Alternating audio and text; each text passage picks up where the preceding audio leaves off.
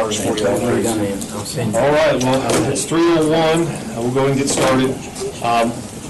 This is going to be kind of a work session format. It's not going to, we're going to limit any formalities. I am going to ask that public comment get moved to the back. We only have an hour with these people, so I know this meeting was called because of certain council members had questions. This is kind of a precedent. I really appreciate everybody at this table. I guess that shows the state how important, the federal and state, how important this is. And I appreciate y'all taking the time to come here, especially with the weather we had earlier this week. What I'd like to do, if possible, is we'll start with me. We'll kind of go around clockwise. Everyone here at the table, just state your name and what agency or group you represent, and then we'll get right into the discussion. That sound good? So, R.J. Crawford, current mayor of the city of Crossville. Mark Fox, council member. Mike Turner, council member. Randy York, city attorney. Ross Colonna, comptroller's Mark office. Fox, council member. Randy? I'm Casey Ehorn with the National District Corps of Engineers. David Salyers, commissioner of the Department of Environment Conservation. Hi, I'm April Grippo. I'm with TDEC Water. Greg Davenport, Walford Engineering. Kevin Young, Walford Engineering. Jeff Dyer, Cumberland Plateau Water Authority. James Mayberry, Crossville City Council. Art Dirk, City Council. And then we have two here that are with us on Zoom. Comptroller Mumpower, you have the floor, sir. Thank you very much. Jason Mumpower. I'm coming to you from Bristol, Tennessee today. Glad to be with you. All right, thank you. And I think we have Jennifer as well. Yes, I'm Jennifer Pfeiffer. I'm comptroller's chief of staff. I'm just here to listen and observe. Thank you. All right, thank you all. Okay, we'll get right into it. Like I said, we have an hour, and I want to make sure those questions are answered. I think from the last work session, you two had some questions. So, Mark, do you want to go ahead and maybe ask questions, direct them appropriately? Yes, thank you. Again, thank you so much. This is very important to us, and this is a very special group, and to pull this together, I thank the city manager and the clerk for getting this together, and for you folks sharing some of your time with us. If I ask a question, please, and it's to the wrong entity or individual, please just redirect me so I may stand corrected on some. Just right out of the box, Commissioner Salyers, based on the information that you have presently, what does TDEC consider the least environmentally harmful and the most feasible future water source, new or expansion, for the city of Crossville or Cumberland County? It's a fairly complex question. So, That's a lot. Yeah, there is a lot there. So can you? Sure. Yep.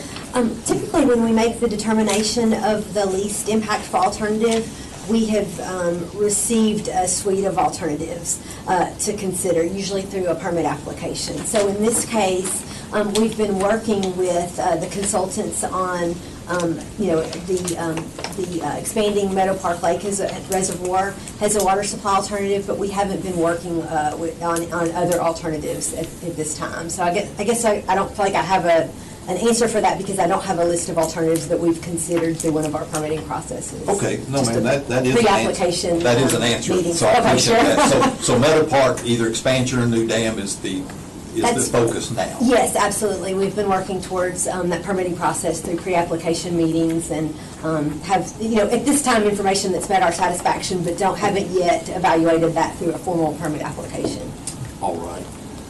And you might want to clarify that the formal permit application, you're required in that process to identify other alternatives and make a comparison. Sure, that would be the time. Okay. Everything that we've heard says that this is the least impactful alternative of the things we've talked about anecdotally, but we just haven't made an official determination and don't have other alternatives that have been submitted separately.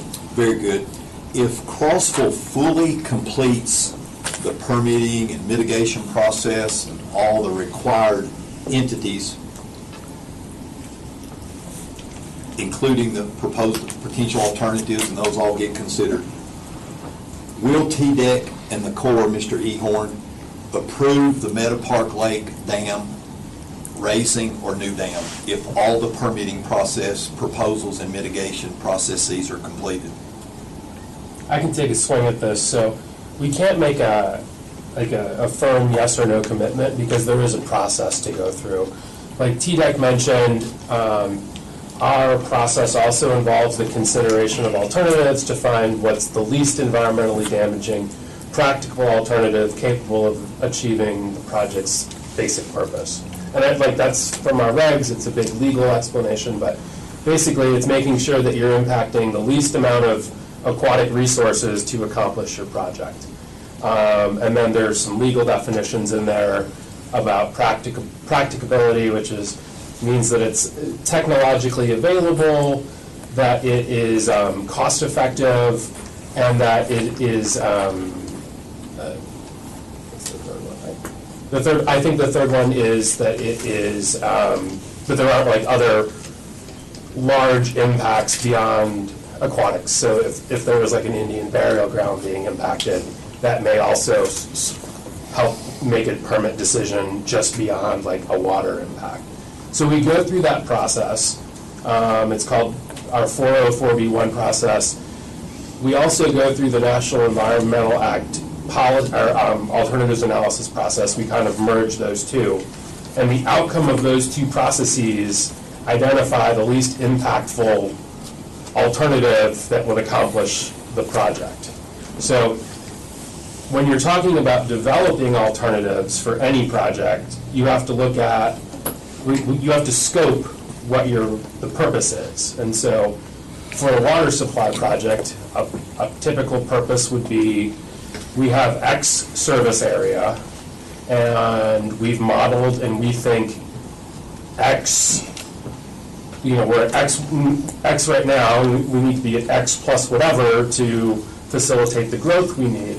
And there's all sorts of stuff online that you can look at as far as like core permit decisions. We had a recent case in Colorado maybe a year and a half ago that went through another raising of a dam.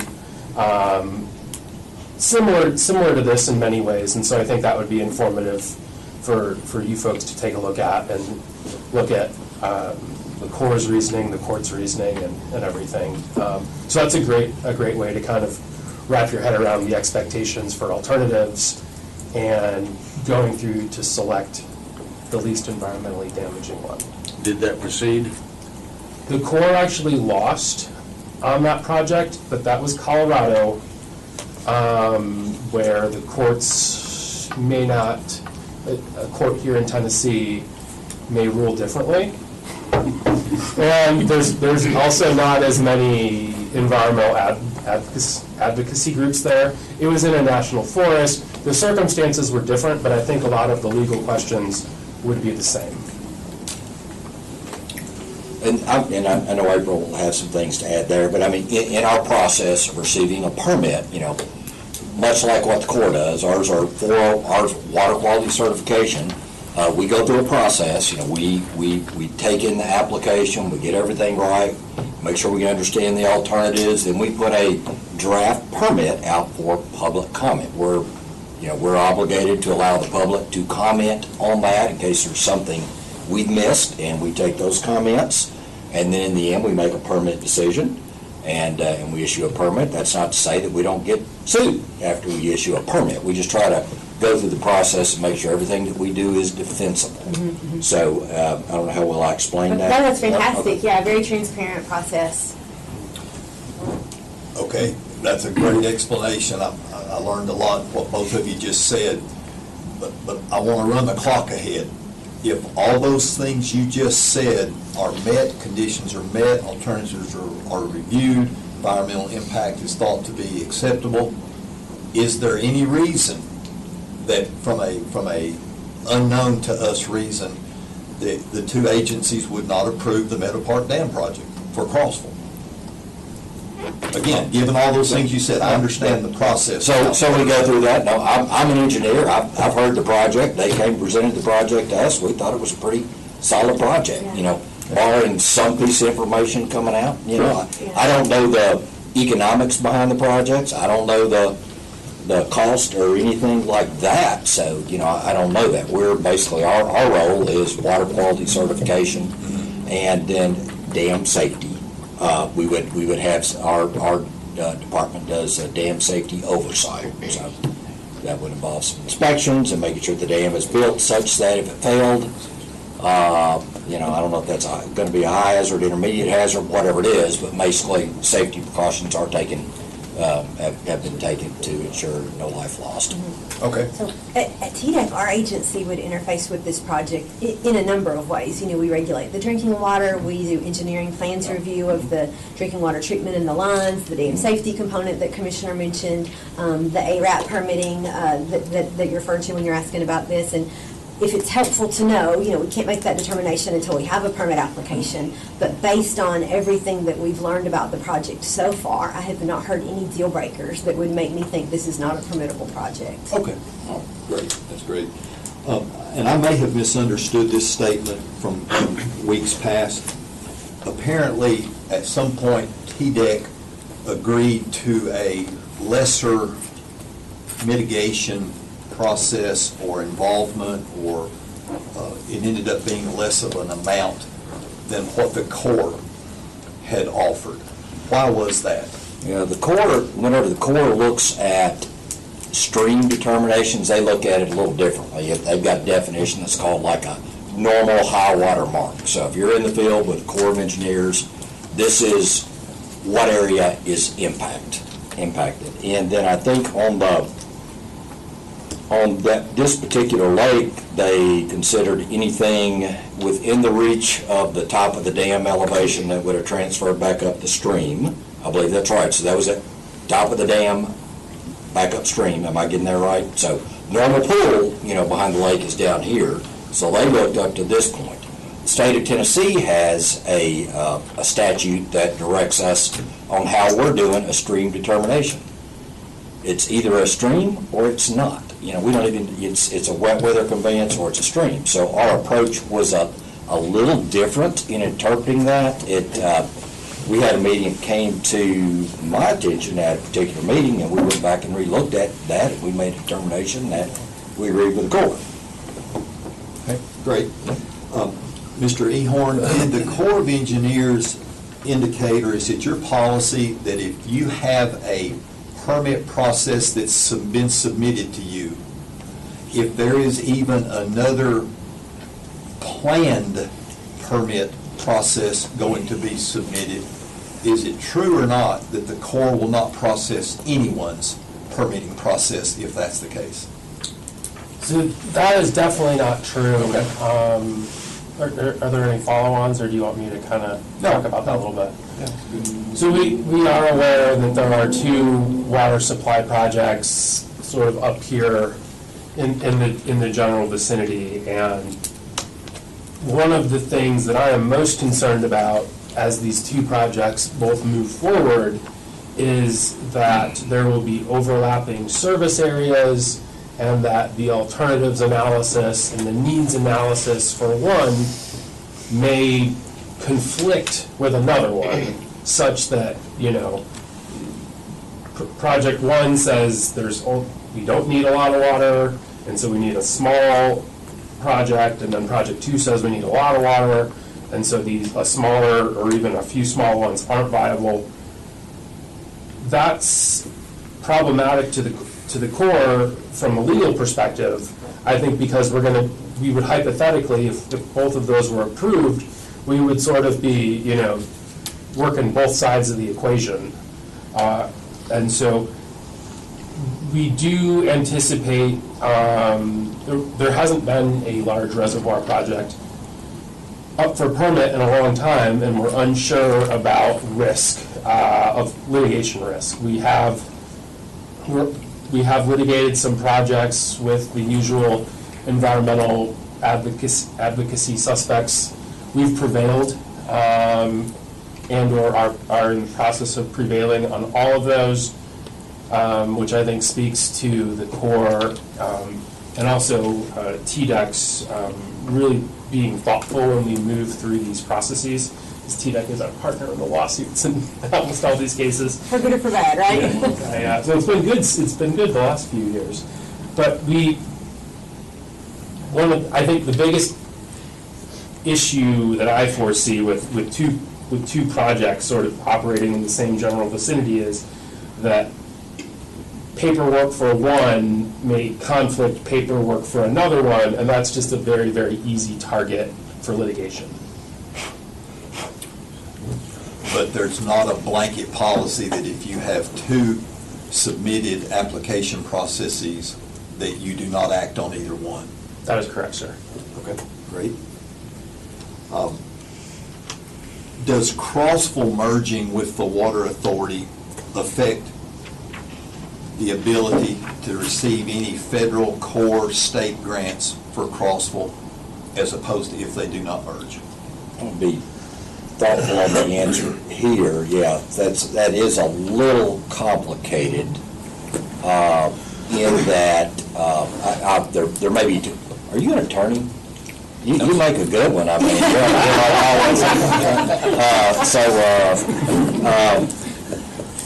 but like in our ARP funds, the $1.35 billion that went out to different entities. One of the things that I think that we recognize, we have a bunch of small systems that don't function as well as some of the larger systems, and in a lot of instances, it's in the best interest to.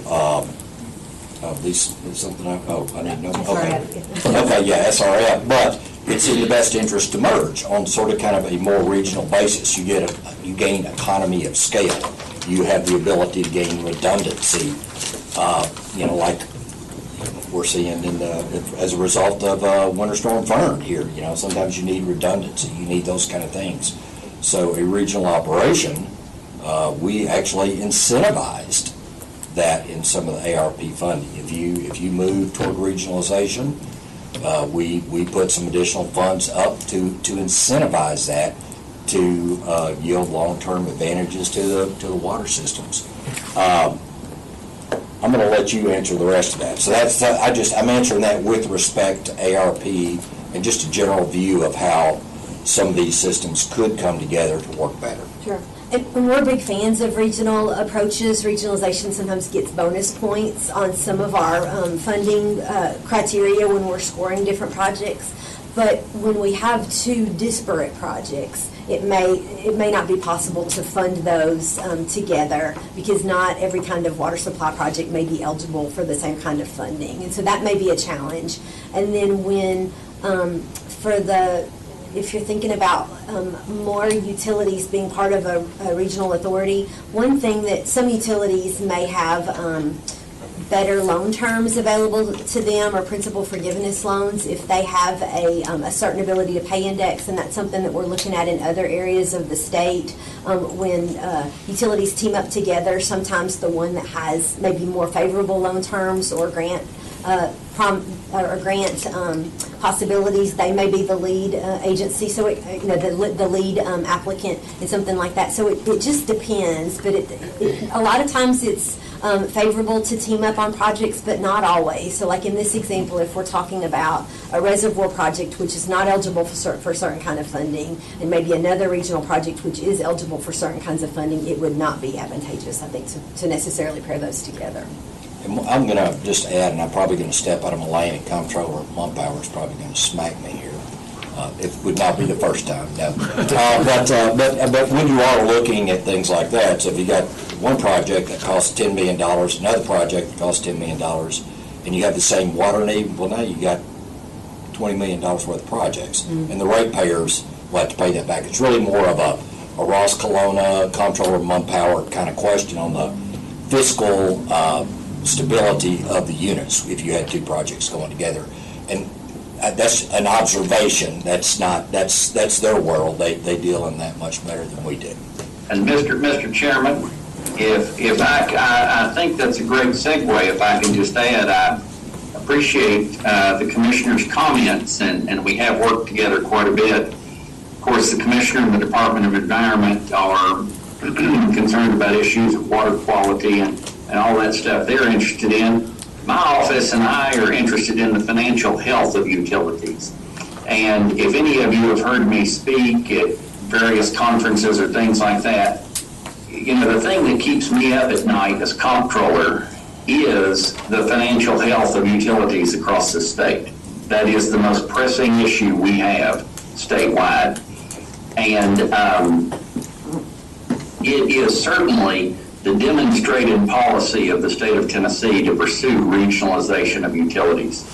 When you think about the economies of scale that can be gained in purchasing a limited amount of supplies and infrastructure that's out there, when you think about our natural resources that are limited, and when you think about the long-term good of the ratepayer, the state has been demonstrating a quest for regionalization and mergers of utilities. That's just kind of where we are today, especially in our rural communities across Tennessee. It's extremely important. So I appreciate the Commissioner's comments. Whether you look at the ARP money that we allocated, as was mentioned, the incentives given for projects that favored mergers and regionalizations, the state has demonstrated an interest in seeing that happen. And I have one thing to add too, for your question specifically. When I think of all of the lending methods for utilities in Tennessee, for cities and counties, utility districts, I'm not familiar of any that are applicable to a utility district, but not to an authority, or to a city and not to an authority, or to an authority and not to a county. It's pretty much, if you are a local government utility, you generally apply for, or applicable to apply for any of the, I'm just not familiar with any that are restricted to what type of local government you are. Okay, thank you. That's very I'll helpful. also add, if you don't mind, before we move off the topic of regionalization, TDEC is leading, we're very active in the Duck River area, which has some similar challenges with several smaller utilities, and they're very interested in regional approaches. And we are commissioning a study that will wrap up on August the 30th of this year with a dozen or more utilities in that area. I think the deadline to let us know is tomorrow, but I think we've received 12 or 15 or something like that, utilities that are interested in participating. And we are hoping to answer a number of questions that we're hearing down there about governance structures, rate disparity, differences in water loss among utilities, where would connections happen, how would banding together affect different funding opportunities. I think there were like 10 questions that we are charged with answering. So we'll have a report. We're imagining that it will be somewhat of a menu of different things that we see across the nation and across the Southeast for regional water solutions, and kind of, I guess, pros and cons of different arrangements. If that's helpful to know, that'll be coming out, in the early fall of this year. It is. Thank you. And Dr. Fox, if I may add, that TDEC was actually a partner with Crab Orchard and the city of Crossville. I believe it was about an $8.3 million ARP project to run an interconnect between the two utilities with a booster pumping station. So, several years ago, when Crossville partnered with the Wofford Group to study our water needs, trying to be proactive, it's been spoken that a new water source might not be considered until a utility reaches 80% capacity usage based on a bona fide water study. Is that true or false? That's not exactly right. Where that's coming from is we do have a state rule that requires water systems to plan for an expansion at 80%, like they have to then. Right. It's healthy and good to start planning way ahead of then, but at 80% we start calling them, we write letters, we get really involved at that point, and we start looking very carefully at their pumpage records. How close to that capacity are they getting? So it's not that they can't plan until then. We certainly encourage that. That's very good and healthy, but they have to at 80%. Gotcha.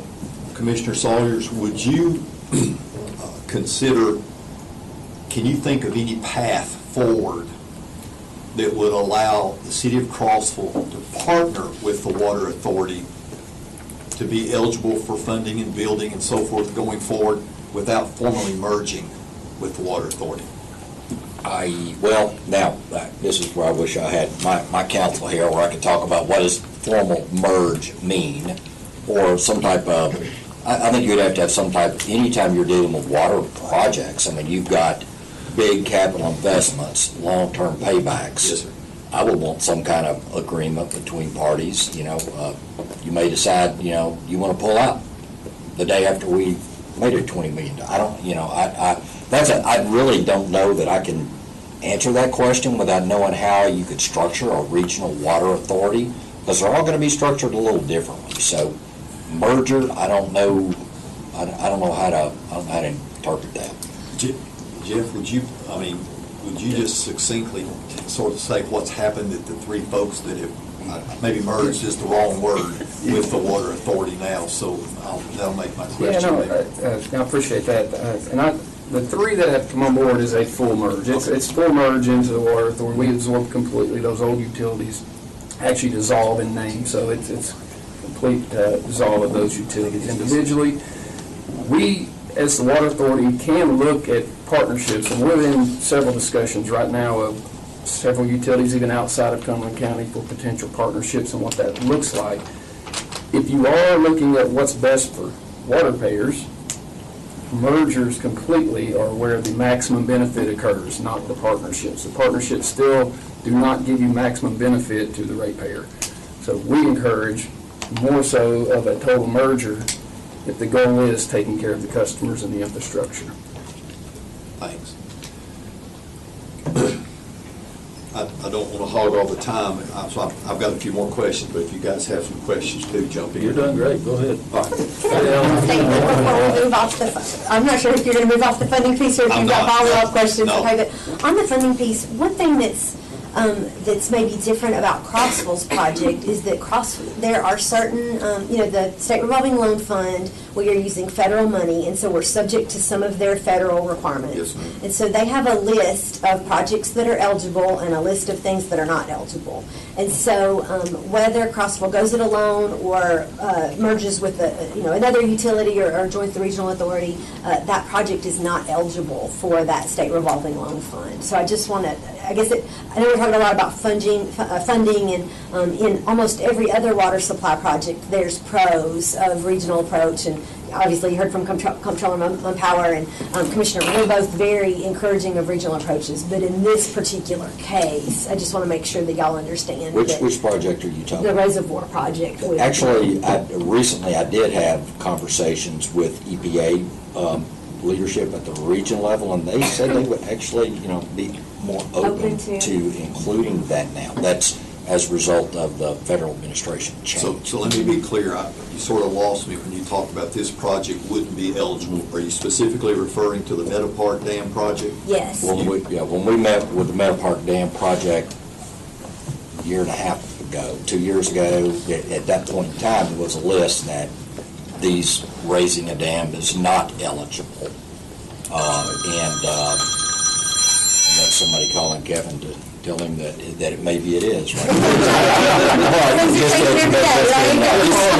You should have turned your phone on. This just in. So we're just meeting with, the EPA administrator, Kevin McCumber, recently, and just having those conversations. He said they would be looking at becoming more flexible in those determinations. And that's about the best way that firm looking at that is our firm looking at made us sort of we might. Hey, that's better than a no. That's better, yeah, but it's something that. Was building a new dam a different distinction? I think that would probably be a different distinction, Okay. yeah. And new dams are, depending on where you put them, there are a lot of very complex federal regulations and a lot of NGOs that are really good in the legal system. I mean, new dams on streams, now, if you're talking about Muddy Creek in West Tennessee, that might look a little different than, Clear Creek or Fountain Creek or whatever you want to call it up here. That's just going to be, there are federal laws around those things that make it pretty difficult. But not to say that it can't be done, just pretty difficult. I just don't want to give you a false hope of the April Grippo said if you merge, you'll be able to get a great SRF fund at better terms. That's what I let you know. We get a lot of false hope all the time. That's what we deal with regularly. If, another hypothetical, just your best, not holding you to anything, just your thoughts. If the water authority received granting or funding or what have you for a new water source, Could they use that to build a new Meadow Park Dam if Crossville still owns it and stays separate and apart from the Water Authority? I thought his answer was so good earlier, I'd be happy to laugh. Yeah, or else, I think you're getting out of my realm here. So that is more of kind of an accounting thing, because especially if debt is involved, generally, I can't think of a single instance, I actually don't think it's allowed at all, for someone to take out debt on a utility to take out debt on something that it won't own, because then you have a liability on your books with no matching asset. As far as a grant goes, unless, I think that the only opportunity there would be if the CPWA would receive a grant and then just transfer all of that money, or build it and then give the asset, because then you don't have a matching liability without a matching asset. But even then, I think that there could be some complications regarding the asset, but I think we would probably need more specific information on how that looks, but debt, definitely no, grant, maybe. Okay. And Dr. Fox, I believe the state revolving fund loan program requires you to sign a site certificate that you have clear title to the property that the facility will be constructed on. So that comes into play, to his point. For sure. And this, ma'am, you alluded to this earlier, are there any water source projects that any of the regulatory agencies right now would say we will not approve? Whether it be Clear Creek, Daddy's Creek, Meadow Park, any that are definitely off the table that we do not need to consider? I just don't think I could speculate on that without. I just thought there might be a list somewhere of those that we. I don't think there's a list. I've heard about it a couple of times on Clear Creek and Daddy's Creek, and my recollection is not perfectly clear on that, but I think some of those, they flow into Big South Fork and some different locations like that. They're WMA lands, they're publicly owned lands, different things like that. I think it would be so cost prohibitive and time consuming that you would never get to the end on those. That would be just based on my experience when I see those kind of things, because mitigation, is very expensive, and it's pretty easy in West Tennessee to mitigate Muddy Creek. But, sometimes when you have the pristine creeks or things like that, it's not easy to do it. Those are federal regulations. You deal with it. And in the end, 20 years later, you're like, I wish we hadn't wasted all that money studying that. We could have pursued something that was better. That's a helpful Generally, in our state program, there are hurdles with being in exceptional Tennessee water. There are hurdles with how much, with the percentage of flow. If you're withdrawing more than 5% of the flow in a certain segment, there's an additional step of a socioeconomic justification, which kind of I think is similar process to what Casey was alluding to earlier. So there's certainly more hurdles when you start to move into some of those waters, depending on the withdrawal. And if you take conservation land, I think it mainly applies to wildlife management areas. It's owned by the state. You have to replace that land. So that's just an additional cost. I think that statute was passed 10, 12 years ago or something like that. I wanted to jump in real quick and say that I've been involved on the Daddy's Creek discussion and with the Clear Creek discussion, and both of those areas have lots and lots of resources protected at the federal level, whether that's endangered species downstream or national wild and scenic rivers. And that's in addition to all the unknowns that, potentially like archaeological sites. And those are projects that sound like they may be EIS level projects from a federal perspective. And so when somebody applies for this type of permit, we issue an environmental assessment. Sometimes that environmental assessment is a permit issuance, sometimes it's a denial, and sometimes it's this needs more study, so we move from a 75-page document to a 3-inch document. That's funded by the applicant. So the applicant selects, or people put in bids, and then the Corps directs that, but that's a big, significant distinction between those resources, because everything that we're seeing says that those impacts would not probably qualify for that low level of that lower level of study. It would need that higher environmental impact statement level. Thank you. I'll take all that as those are off the list. Yeah. Practically. I'm not going to say it like that. I'd like But it's like, yeah. to have a little input on this one, because this was prior to even me coming along before Clear Creek was discussed. I've heard that a lot, that's not the position of the Cumberland Plateau Water Authority. There may have been discussions in the past, but ours is about regionalization, what's the most cost effective, that has the maximum impact for the region. We got 5 counties that have issues up here, so we're about total solution, and we're not singling one particular creek. Thank you, Jeff. What does the term waters belong to the state mean? There's federal waters, waters of the United States, and there are waters of the state. So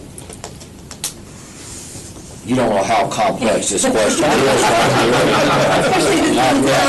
right now, we're a little bit in limbo. So there was a Supreme Court decision called Sackett. Sackett versus EPA. Yeah, which changed the interpretation somewhat. So, and that said that isolated wetlands are not I can't say a full not, because there's other Supreme Court cases in Hawaii to do with lava tubes that have a different meaning.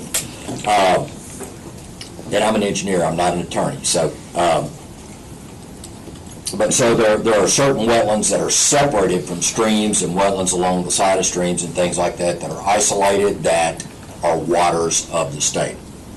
That means they're regulated by the state of Tennessee. And some of those are exceptional waters. Some of those are wetland sinkholes that feed the Upper Duck River, which is, that's how you get, it not just makes the water clean, but it's like feeds the streams and rivers. Wetlands oftentimes feed the base flow. That's why when you drive across the bridge, you're like, it hadn't rained in 2 months. Why is the stream flowing? It's being fed by groundwater. So a lot of those isolated wetlands fill those. So the state of Tennessee has a law that says if it's a low-quality isolated wetland, you can mitigate small bunches of it pretty favorably. If it's a moderate-quality isolated wetland, it's going to cost you a little bit more to mitigate that. If it's a high-quality or exceptional, leave it alone, please. So there's a balance in there, recognizing, and this is not, a lot of people will think this is endangered species and all that. In some cases, it is. In a lot of cases, it has to do with stormwater mitigation and holding floodwaters back and infiltrating and recharging groundwater, infiltrating and recharging base flow to streams. Probably more of an answer than you wanted, but it's a complex answer. And a federal water and state water can have a little different meaning and interpretation. They don't align perfectly. But basically, it means, do we have jurisdiction in the waters of the state? Do we have jurisdiction over that water to require a permit, or in some cases to require mitigation for the loss of the stream function? And then we are coming closer together between the state of Tennessee definitions and the federal definitions, but there still are some differences. But the federal water is different than state water. A federal water is a state water. Oh, okay. So it's like, if you're familiar with Venn diagrams, there's sometimes they're both the same. Are they all controlled by the Water Quality Control Act? Federal and state water quality control acts. There are some outliers, but in general, state and federal waters align pretty closely, except for isolated wetlands. About the last question I have is, and thank you so much again for coming up today, I learned a lot.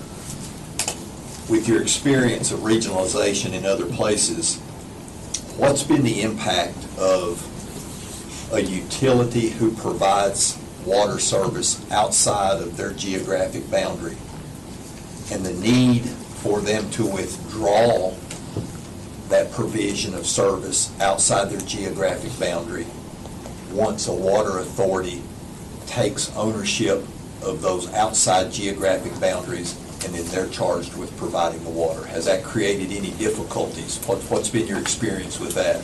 I don't know that I can answer that question. Can you say that another way? Are you referring to service areas? Like if they are, so are you saying that if there's a, well, would you restate that? I think I'm almost on to you, but I don't. It's probably a poor question. If, for example, if Cumberland Plateau Water Authority is charged now with providing water for all of their customers, their water users, Crossville currently provides water outside of the geographic boundary of Crossville to some of those folks. If Crossville needed to stop supplying that out of Crossville water, what would be the impact of that? How do you foresee that shaking out? Sounds like that would be a part of the agreement with the water authority. Yeah, I mean, and Ross can probably answer that. So can you describe the scenario in which Crossville would need to stop serving outside of its service area? Well, a potential one would be, Jeff, what's the last figure of how much water do we provide? Up to what, 1 million gallons a day? On a new connection, up to 1 million. So if we did not get funding to increase Raise Meadow Park or build a new dam, and we needed to continue to provide water, if it was thought that without a new water source, we needed that up to 1 million gallons a day that we're sending to another entity, and we need to keep that. For yourselves?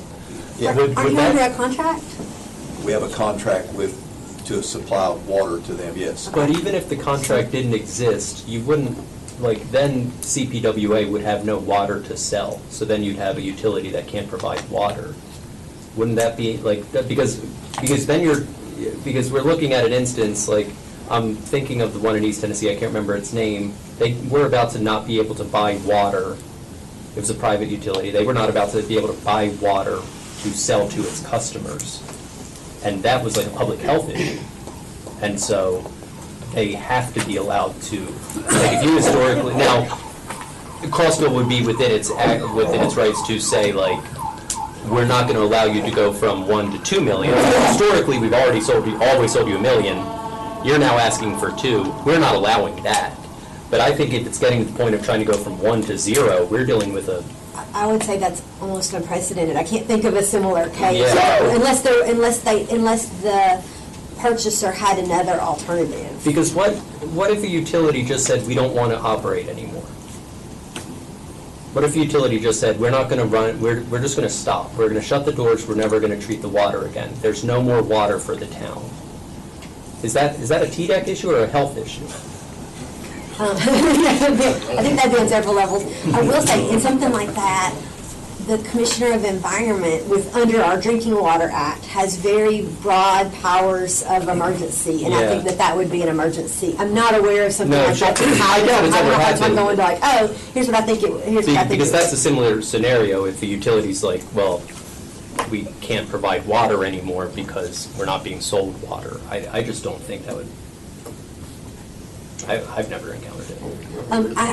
I am familiar. I think maybe a more likely scenario might be what Ross said of we can't go over our contract, and we're seeing this somewhere in some places in the state. Some areas of the state are developing so rapidly that the distribution-only water systems that don't treat their own water but buy from a supplier are really checking in closely about their ability to serve developments, and that the supplier may be saying, hey, we're 3 years away or 5 years away from being able to sell you more. So we are seeing some kind of slowdowns in those contracts, but I don't know that I've ever seen one go backwards, or like Ross is saying, without another alternative. Yeah.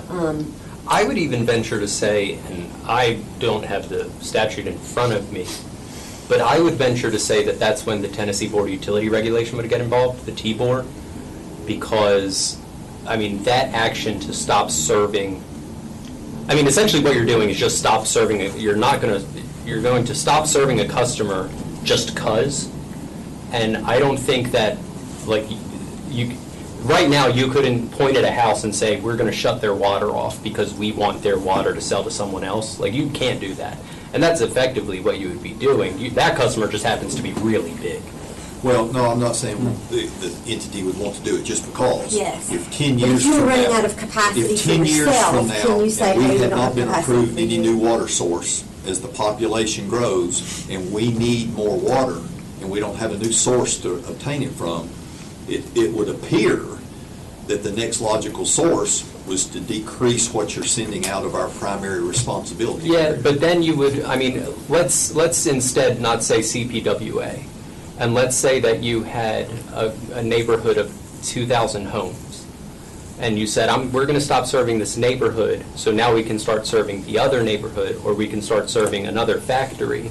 Like I think the T-Board would get involved to say, you can't just shut off water to get more water to put it somewhere else. But that neighborhood hasn't taken on the ownership and the responsibility of a lot of users that they've pledged to provide water for. Well, and that's because right now they have the water, and they'll continue to have the water. Because had these mergers not occurred, and everything was like it was 5 years ago, you still wouldn't be able to do that. You just wouldn't be doing it to CPWA. Instead, it just you wouldn't be able to tell, I don't know who you're, South Cumberland or West, whoever, you can't just cut off their water to then sell to the other utility or to another. This just so happens to be the CPWA.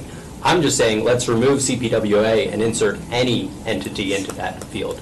You can't just say we're going to decrease you to zero. Is that because who do you sell water to right now? South Cumberland. South Cumberland, and so yeah, so let's say remove CPWA and just say South Cumberland. You still couldn't do that. And then the argument of, well, they haven't taken the wrong responsibility on to get their own water supply. I mean, we have so many utilities in Tennessee that buy water from their neighboring utility to sell to their own customers. That's so commonplace. And just because someone hasn't developed their own water supply doesn't mean that they're not entitled to continue to purchase water from who they purchase it from currently. Ross, I'll say a word on that. I think if that ever was the intentions, with a heads up, there are alternatives for the water authority. If that was the goal, to just say, we want to be our own and do our own, with good timing, there's sources that we would be fine. Okay, well, I'm not proposing that this is a discussion, not a decision. I'm just talking about the theoretical, if no permitting for a new water source for Crossville is allowed, and as we grow, what's our expectation for our increased water production? You see, that's the point of my question. I think that's where we would look at alternative solutions that are available for new water sources. And I will say that's very similar to what we're experiencing in Middle Tennessee, where you have one utility selling to a bunch of utilities, and the big utility needs water for itself. And something I'm suggesting is, well, why don't the other utilities try to find other water instead of the big utility trying to get more water, and decrease the need. So I would assume that there are other solutions, but you can just, they would, if CPWA said, hey, we don't need your 1 million gallons anymore, we found another 1 million gallons, that's totally acceptable. Then you could say, okay, we're cutting you off, but this is for emergencies only.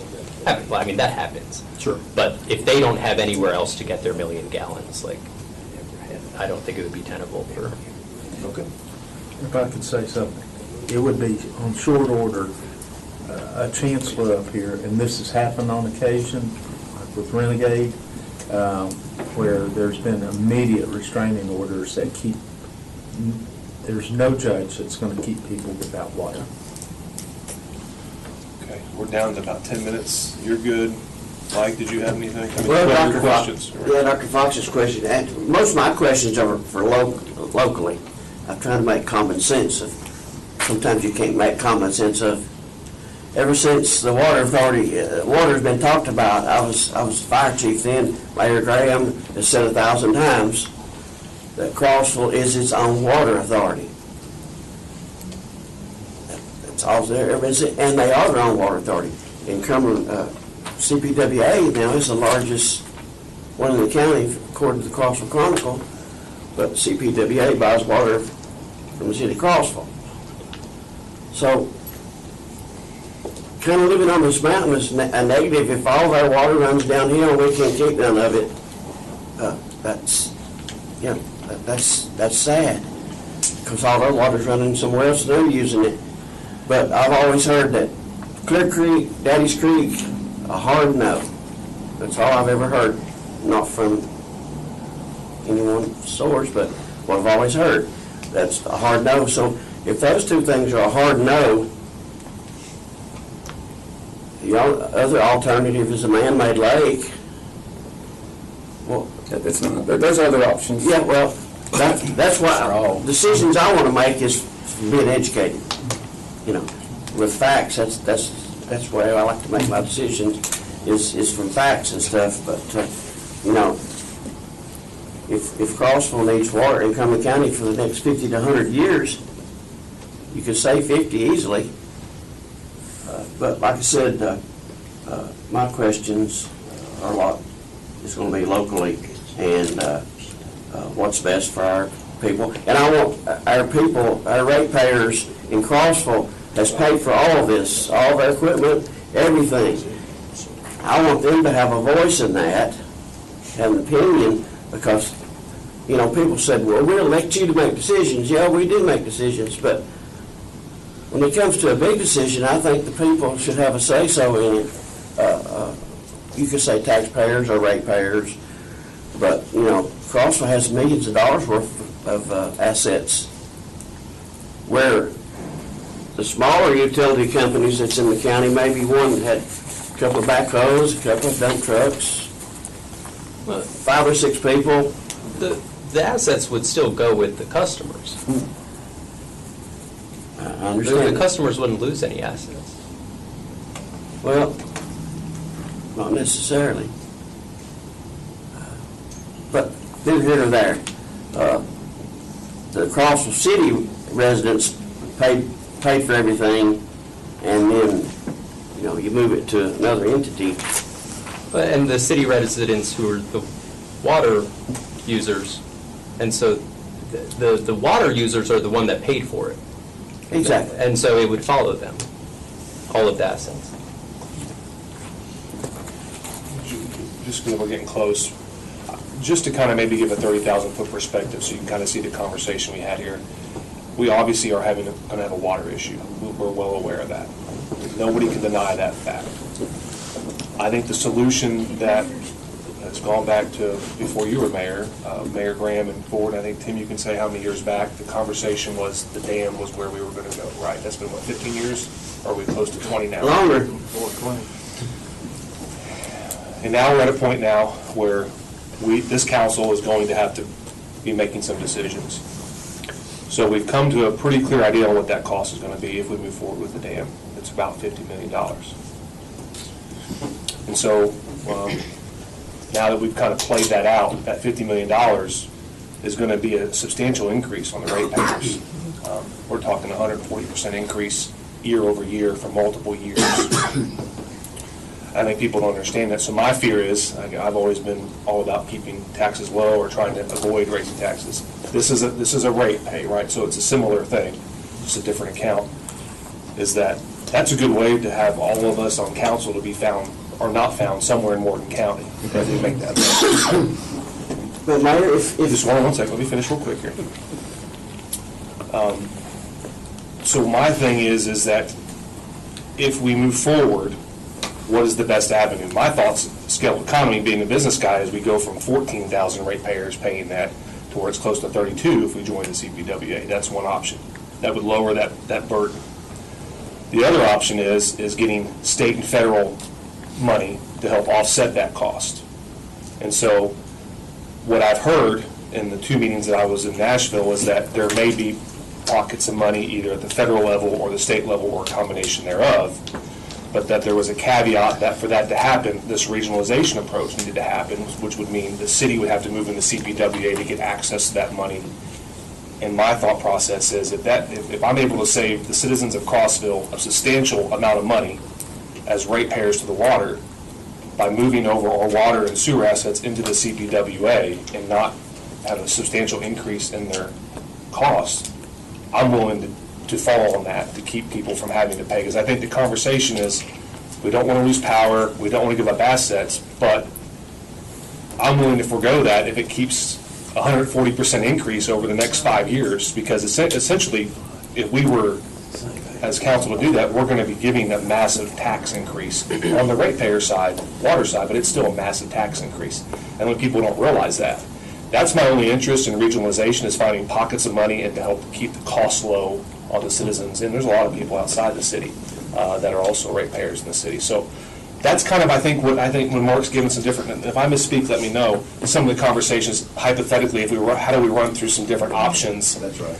Because that's kind of the dichotomy, is people don't want to give up assets. The city, even though it's the ratepayers, some people think that it's the city, so they don't give up power. The other option is, I see that we're going to potentially, if we go it alone as a city, that we are going to put a financial burden on people that, like I said, we would be ran out of town. We would be skinned alive.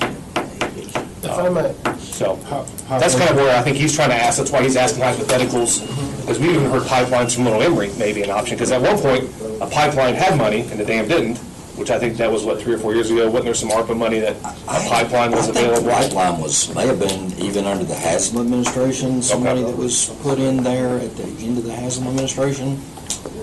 So I know sometimes money cycles in, who knows, in 10 years there may be something for the dam. But we are here now, and I know the conversation is this. So that's where I'm at. I wanted to kind of just clear the air. He was asking questions, but I wanted to kind of lay that out, so. So what you just said, Mayor, if it's $50 million, oh, go ahead, sir. Thank you. Thank you all for having me here. I unfortunately have another Zoom call in 3 minutes, and I'm going to have to transition to, but you're in good hands with Ross Colonna. And I appreciate you all calling the comptroller before the comptroller called you. That's a good line. I appreciate you inviting me to this meeting. Appreciate you having Ross there in person. I promise you, we're committed to helping you all we can to betterment of Crossville and Cumberland County and the people that you represent. Thank you very much. Thank you, sir. Sorry, Casey. He has called us. Thanks. I definitely appreciate all the discussion about the context of the discussion about assets and taxpayers, because that definitely kind of lays the foundation for some of our analysis. From the federal permitting perspective, though, we're really investing the most time and energy and resources in evaluating those aquatic resource impacts. And so, while there would be, financial considerations to look about and think about, those would have to be balanced with consideration of aquatic resource impacts. So we don't get into directing, we can't direct people to merge, let's say. The Corps, previously when we were doing a water supply study in this general area, it looked like they were developing some regional options. I think all of that money got reprogrammed a while ago. And if you, sir, are interested in talking with our chief of staff about potential federal pots of money or cost share opportunities, I know that that's a conversation that they'd be willing to have in Nashville. So I can help set that up if you're interested. But I guess a lot of the considerations about service area and those sort of things, the Corps in general looks at things on a watershed perspective as opposed to a political boundary perspective. And so that's the tough nut to crack for us, which is, saying well, why can't you put water from this side of the line to that side of the line? And it's because that's a different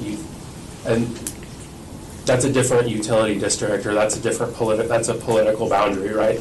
The Tennessee River doesn't stop at the Tennessee line, right? It bumps down into Alabama and then it comes back up. And so we take sort of the same approach, which is we follow the watershed, and so we try to think about projects and their impacts to the watershed, and also the people that live in the watershed as the people that will be affected, as opposed to just folks on a political boundary. And I'll leave it at that. I didn't mean to cut you off twice, Mike. Well, that's okay, no. Just something- Well, I think you answered my question. You said if the project's gonna cost $50 million and then we're going to go up this humongous amount, well, if we were in the water authority, they would have to go up too. But if you spread out further, I understand that. And Dr. Fox's question at the beginning, where if we meet all criteria for everything, well, you may or may not get a permit. And that's, so we want, us in Crossville, and me as a councilman, as a taxpayer myself, and as a citizen, we want what's best for the people. That's all of our goals, is what's best for everyone. Okay, if we're past the time, and I want to respect that, so if we want to just, if anyone else want to do a wrap up on your all's end, I know you all have to leave. Well, we can hang out a little longer, so, yeah. Okay. Thank you. I'm good till 4:30. Okay. Mayor, I believe it would simplify the city's permit application for Meadow Park Lake Dam if the Corps had some clarification that this was the only application they might receive. Is that true, Casey? While we're all here together, I just kind of want to get an idea. If we recommend to the city to go ahead and start the mitigation plan, which is a serious expense for the city to move forward to the next level, I would like for the city to have some assurance that when we submit that permit application on their behalf for Meadow Park Lake, that if there's still a plan for some other dam in Cumberland County, that what might be the outcome of that? It seems simpler if there's no other plans, but So right now, there's the Meadow Park project, which is more mature than any other project. The other projects are just sort of very, very conceptual, and there's, this is the project that actually has some meat on the bones right now. When we're evaluating an application, we do have to think about reasonably foreseeable projects that are sort of like in the pipeline. So that's stuff that we believe is going to happen at some point in the foreseeable future. So Clear Creek, Daddy's Creek, those are just, I've seen an outline on a map, but that's all I've seen, right? I haven't seen a permit application. It's very, very preliminary. Usually when someone submits an application to the Corps of Engineers, we call that as they've spent all this time and money and energy getting a permit application ready. And then if 3 days before we make a permit decision is due, we say, oh, now there's a mitigation bank that's open and you have to switch to buying credits. Like, that doesn't seem fair, right? Because you spent a year developing the mitigation plan. We sort of take the same approach for other projects, which is you can't, if there's not like live actual projects to consider when you've turned in your alternatives analysis and when the application's in. I don't want to say we have blinders on, but we understand that we can't get like a second bite at the apple. thank you. Let me be a little specific. So proposals have been accepted by the city of Crossville for what are called full delivery service mitigation contractors. And there are 3 proposals that met the requirements of the request for proposals that the city's considering right now. And when the city approves one of those to move forward, the first phase of that will be the development of a mitigation plan, which is a very specific document telling about we're going to do this many feet of stream and this many acres of wetland, and here's how we're going to do it, and here's where we're going to do it, and here are our options on the property. Very specific, very specific. And takes about 6 months to put that together. So from the time that the city says, this is the contractor we're going to use, and we have a contract with them, in about 6 months, the Department of the Army permit, the one that Casey's group would review, will be ready to submit. We believe it'll take about 6 months on the mitigation plan. And that plan will be actually done by the mitigation contractor. We will be, as your consultant, reviewing it and incorporating it into the permit application, but it'll be done by the contractor. And I think everybody at this table would have to agree that it's not in Cumberland County's best interest for multiple Department of the Army permit applications to be submitted. For 30 years, alternatives have been looked at. The Corps of Engineers did, TVA did, the U.S. Department of Agriculture did, and we have read every word of all of those. And what we will prepare for the city to submit in the application, and one of the key parts of the application is an alternatives analysis. So we've looked at all of the things that everybody else has looked at. We've tried to come up with a few more, and those will all be addressed in the Department of the Army permit application that includes the mitigation plan. And when that is submitted, it will be public noticed, and it would be the city's decision. I'd be happy to share our alternatives analysis with anybody at any time when it's completed. May I ask a question? Sure. So what you're putting together, is it to, and I'm behind on this one, I didn't know what y'all were doing, I've gathered it. Is it to figure out the best way to get Crossville the water it needs, or the area the water it needs? Cumberland County. Cumberland County, okay. That is the stated purpose. Okay. And I'll ask this question, if it needs answering, it is a regional concept. Okay. It is regionalization by contract. Okay. Does that present a problem for any of the review agencies? I don't review it, so don't look at me. I will say, that meets TDEC's definition of regionalization. Our definition of regionalization is, I think what you were alluding to earlier, that Crossville is a regional provider, but that's different than a regional authority, a water authority, which we have just a handful of in the state. They're similar to Cumberland Plateau. So that meets our definition, but. So the Corps, we don't actually, say regionalization in our regulations, but when you're looking at combining resources and consolidating impacts and consolidating mitigation, those are all sort of core precepts of our regulations to make sure that folks are minimizing impacts. So I'm hearing good things. I did want to add a few caveats, or some clarifications. A mitigation plan only needs to be at a very conceptual stage to go out on public notice. Alternatives analysis are not required for a complete application.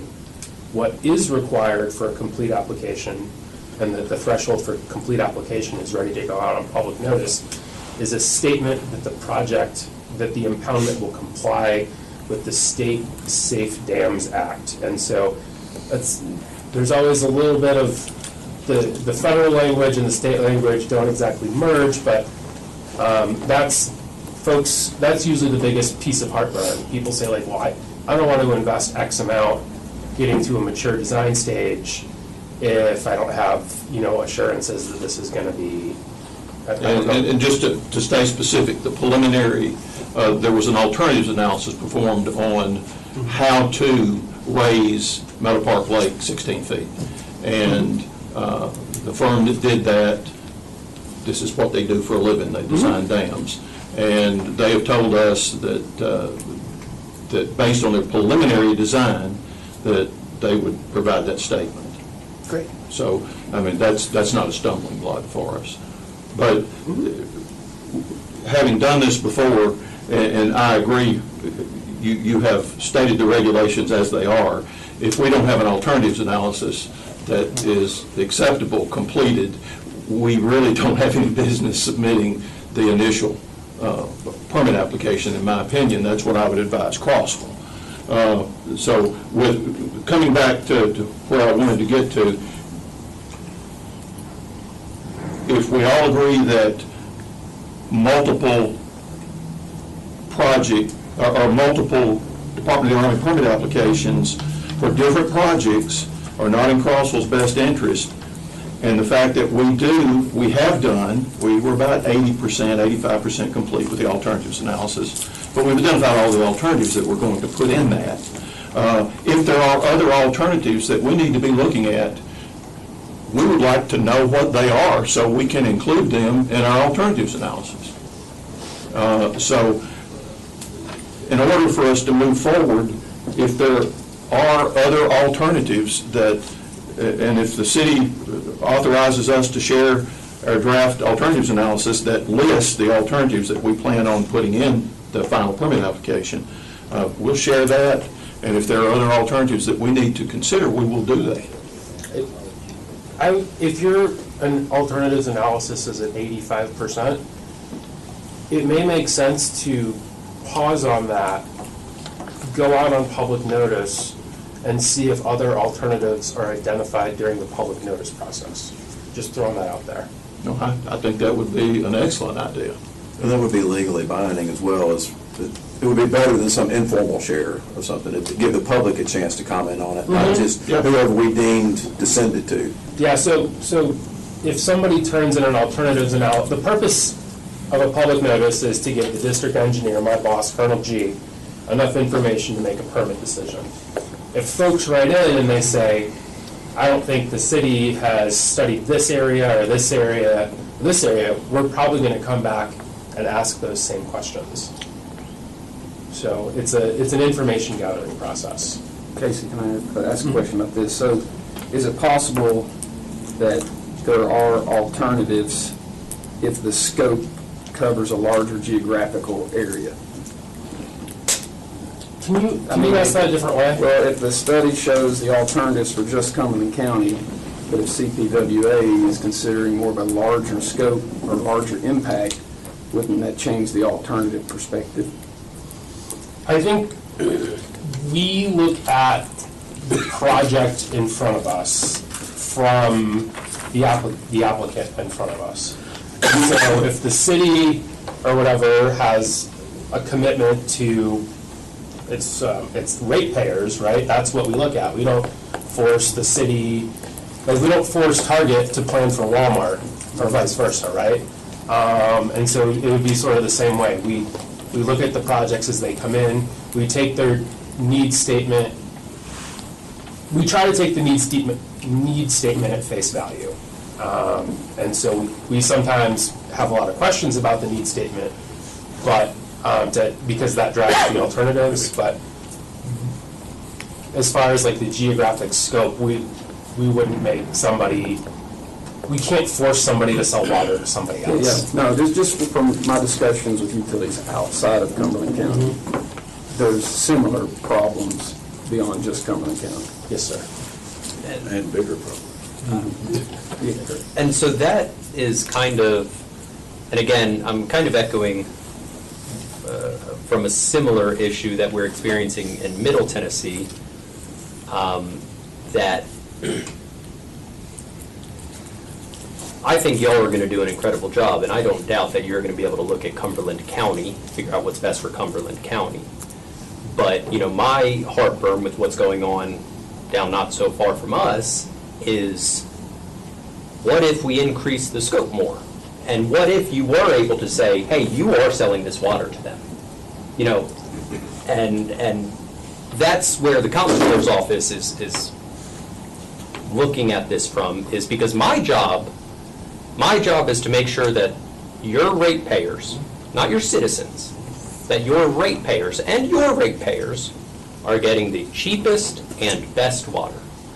That's it. I don't care what local government has the customer, doesn't matter to me. Just that the Tennessean is getting the cheapest and best water. And so, you know, that's where our office sees the benefit of regionalization, because, you know, obviously what y'all are putting together becomes hell trying to look at 5 different counties.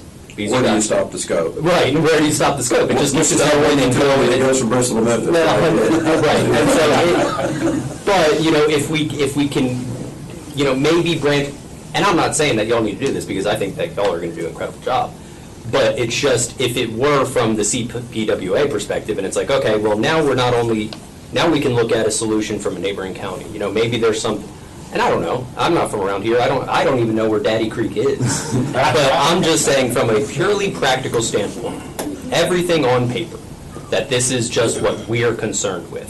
And also, we're the money people.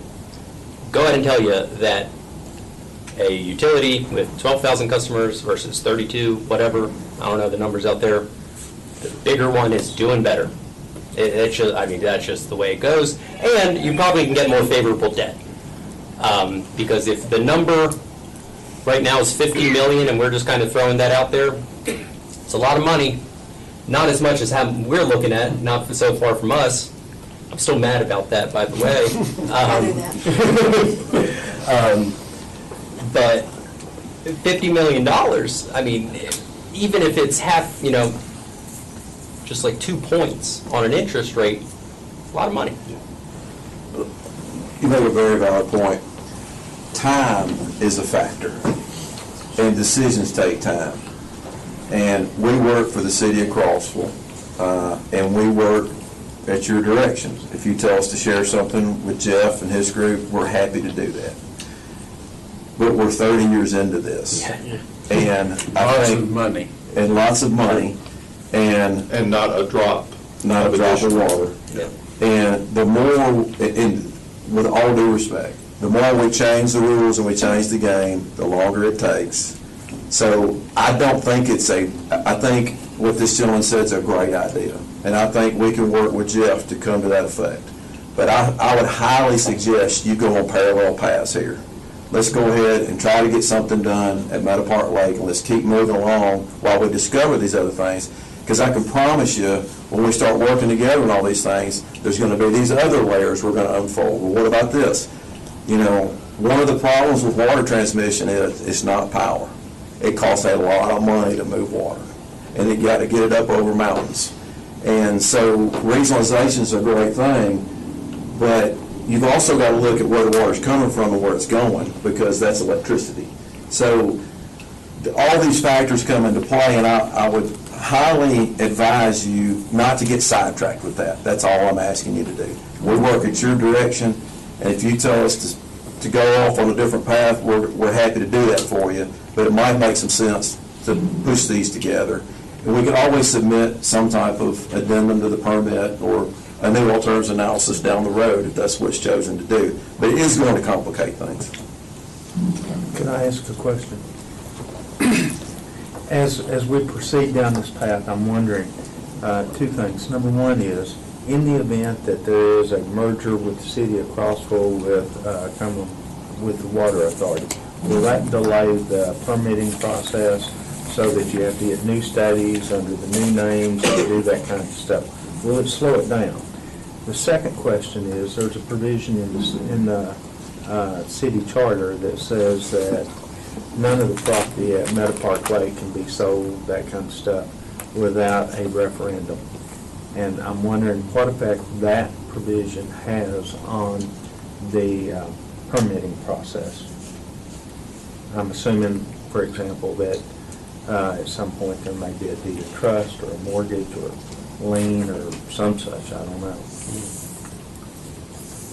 We have talked about, just in the Duck River area, we have talked about what if two utilities were to merge. I think the situation we talked about was what if they had two permits, and we do not think that that's an obstacle. We think that we would, it would be like this is all conceptual because we haven't really done this exactly. We think that that would be a permit modification. Our TDEC permits are good for 5 years, our ARAP 401 certification permits, and so we think that sometime in that 5-year period we would have a modification and sort of put those together, and then we would put that back out on public notice as a permit modification with those two things. The second question, I'm sorry, I don't know the answer to on the ownership question, but I don't know that that's a huge hurdle, Yeah. and I don't think that that's reason to wait on a permit application if there's questions about a merger. I think that, and then this regionalization study that we're conducting is answering a lot of other questions about, like we have 7 permits that we issued in a 2 or 3 year period down in the Duck River watershed for 1 new facility and 6 expansions. And so there's a lot of questions about that. What if we have all of these different scenarios? What if 2 of us got together, or 3 or 4? And so our study's going to hopefully have some answers to those, and that'll be out at the end of August. I might add that taking a regional or watershed approach to water supply doesn't necessarily mean one gigantic lake. Just like, providing new power to an area doesn't mean, one humongous power plant. It could mean 5 micro-generation plants that are strategically placed around. So a regional approach can take several forms, and I think it's up to, in the case of water supply, like I was hearing about, there's a lot of logistics involved with moving water around, because sometimes it's going to have to go up. There may be a good reservoir area over here. There may be a really, really bad leaky system over here that if we tighten up, we save. So the alternatives might be a combination of a few different things, or regionalization. So it doesn't just mean one super jumbo new lake. To answer, the only hiccup that I could see is if debt has been issued to one utility and then trying to get that debt transferred to the new utility. I don't think it would be an issue. I think that's honestly probably what would take the longest. Because if they're bonds, getting those transferred over isn't the quickest thing to do. From what I'm hearing is another reservoir, Daddy Creek, Clear Creek, Muddy Pond, whatever, is pretty much out of question. Or not necessarily out of question, but it's going to be a long, drawn-out situation. It's going to be long, drawn-out. It's going to cost you a lot of money, and you're going to be sitting here in 30 years saying, well, we looked at that one too. Yeah, and they've probably already looked at those alternatives and their alternatives analysis, and they've come to that conclusion. So raising rental park is the answer. And to pay for it, and then the reality in the long run, regionalization of the utility district is the answer on that. So my comments are just going to be in a real general sense. I mean, the state of Tennessee, and according to the American Society of Civil Engineers, we get a D- on water infrastructure.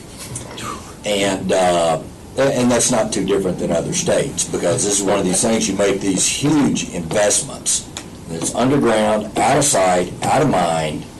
I hate to until it stops, and I hate to bring up the word depreciation. I was told also to call it paying for future assets as they wear out. We need a positive or something, yeah. And but I mean, that's all a part of the cost of it. And Tennessee is so blessed with water, but some parts aren't as blessed with water. And that's one of those is the plateau. One of those is the Duck River. But sometimes that's just because of our success as a state and our economic growth. And it has been unprecedented here lately. And basically, it's come home to roost. We are at the point that, I hear Kevin's comments, we've looked at it forever. On the Duck River, we're looking at stuff that they've been looking at for 15 to 20 to 50 years. And there's been a few new ideas that have come out of that. But in the end, it's tough to make that. Our water is cheap. I mean, we have really, really cheap water here in Tennessee. And I know it's a tough political decision, but it's one of those kinds that you kick it down the road, you kick it down the road, you kick it down the road, and it gets worse. And so, I mean, it's just, that's where we're at as a state. We have had unprecedented economic growth, and our systems are getting old, and they're going to start to fail. It's going to cost more to replace. It's time to do something. Just that's I don't know if that's me speaking as commissioner or me speaking as David Salyer's engineer that is looking at these kind of things over time and is familiar with economic analysis, and sometimes you just got to step up and you got to figure out, you got to make a decision, and it's granted it's not easy. My job, I don't make a whole lot of decisions. I'm not taking this one on either. I'll leave that to you folks here on the council. All right. That's it. I want to give a chance now to move into public comment. Is there anyone that had filled out a form at all? No? Okay. It was very informative. Appreciate you all for being here. Yeah. And, you don't get business cards from them, those of you who don't know? I left mine in the car, sorry, y'all. Thank y'all.